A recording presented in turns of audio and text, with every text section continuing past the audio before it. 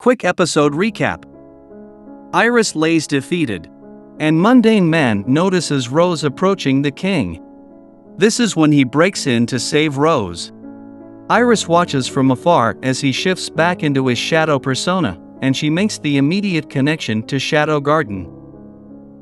The Midgar king is updated on the situation and considers declaring martial law. The body of the Oriana king is in their custody, and the Midgar king plans to give it to the faction opposing Pervashat to buy time for the kingdom to fortify itself. He is also notified that Pervashat is likely running non-stop back to the Oriana kingdom.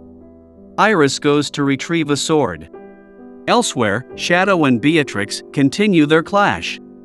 Like the falling rain, Beatrix finds it difficult to keep track of where Shadow is, as he disappears and reappears where she least expects it.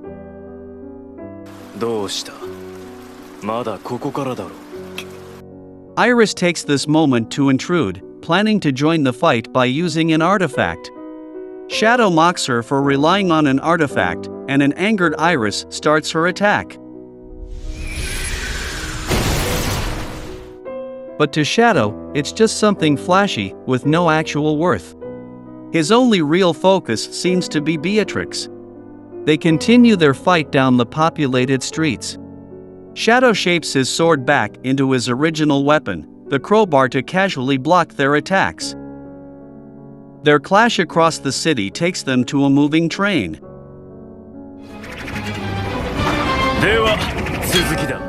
At the same time, in an alleyway, Rose ponders what to do from now on. But Alpha interrupts her and offers her two choices. She can either choose to fight alone, or she can join Shadow Garden. Rose wants to save her kingdom, but Alpha needs Rose to show her worth before they consider it. Everything depends on Rose, and while reluctant, Rose agrees to join Shadow Garden. As they continue to battle, Iris vents her frustrations on Shadow, but he doesn't care. Beatrix also asks if they have met before, and he responds.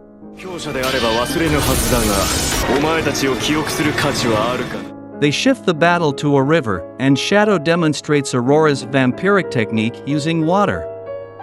It's a constant losing battle for Iris, as she's kicked into the river. Her frustrations grow as she watches them fight from afar. Their clash takes them to the top of a tall building. Beatrix has gotten used to fighting him now, and he applauds her. Like an annoying pest, Iris comes to intrude, and Shadow casually states she cannot defeat him with borrowed power. Iris tells Beatrix she will immobilize him even if it costs her life, and hopes Beatrix will take him down. While attacking Shadow, she attempts to grab him, but he knees her chin. Beatrix takes the chance to charge her attack and knocks him back, but it's not enough, and he slams her down on Iris.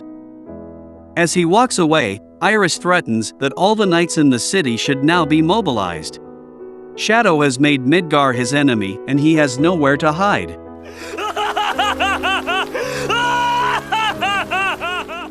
He finds it humorous that she would think he'd even need to run and hide.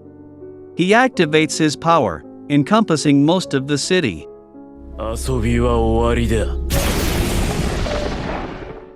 In a different area, Alexia is seen practicing her sword.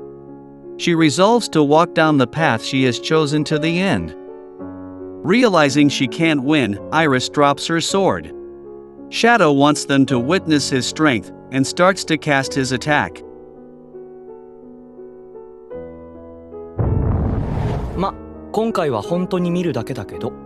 Lucky for them, it was just a bluff, and he uses the distraction to disappear.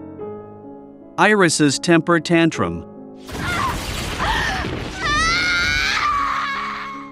Sherry returns as an obsessed yandere looking into news about Shadow. The news lies and states Shadow was repelled with the efforts of Iris and Beatrix. Rose's whereabouts are still unknown, and much about Shadow Garden remains in secrecy, though everyone believes they work for the demons.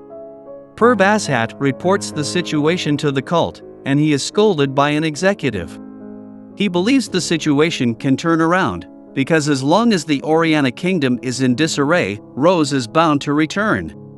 As she is about to depart, Beatrix tries to tell Iris not to obsess over what happened, but Iris clearly isn't gonna move on from it. She laments that none of her goals were achieved, but some nice things did happen. Mu and Beta praise Shadow's efforts as a distraction to remove Midgar's eyes from the Oriana kingdom. Epsilon and her group prepare to start the next phase of the plan. On the train, Sid notices Skell is missing, and according to Poe, he got a long-term job. This is what happens when you gamble. Poe expresses his regret at not being able to witness Shadow's attack in the capital, and Sid reflects he was being too conspicuous. Back in Sid's hometown, Rose waits for Alpha as they walk towards their destination in the far mountains. Alpha explains that Shadow once fought a dragon that ruled the area, and renamed him the owner after its fall.